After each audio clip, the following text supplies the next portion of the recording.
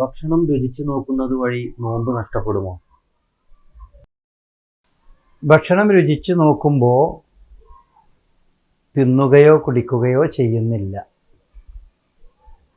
മാത്രമല്ല, രുചിമുകളങ്ങളെല്ലാം വായിൽ, നാവിലും അതിൻ്റെ പരിസരങ്ങളിലുമാണ്.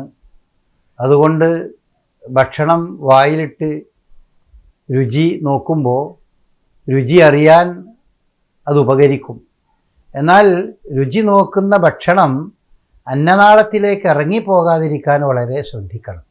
അന്നനാളത്തിലേക്ക് ഇറങ്ങിപ്പോകുന്നില്ലെങ്കിൽ രുചി നോക്കുന്നതിനോ വായിൽ വെള്ളം കൊപ്പിളിക്കുന്നതിനോ മറ്റൊന്നും യാതൊരു വിരോധവുമില്ല.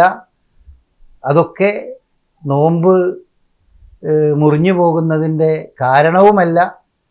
അതൊന്നും റമദാൻ മാസത്തിൽ സ്ത്രീകൾക്ക് പ്രത്യേകിച്ചും അവരുടെ ഭക്ഷണ സാധനങ്ങൾ ഉപ്പുണ്ടോ, അത് ആവശ്യത്തിന് രുചിയുണ്ടോ എന്നൊക്കെ പരിശോധിക്കുന്നതിന് വായിലിട്ട് നോക്കുന്നത് നോമ്പ് മുറിയാൻ ഏതായാലും കാരണമാവുകയില്ല ഇൻഷാ അല്ലാഹ്.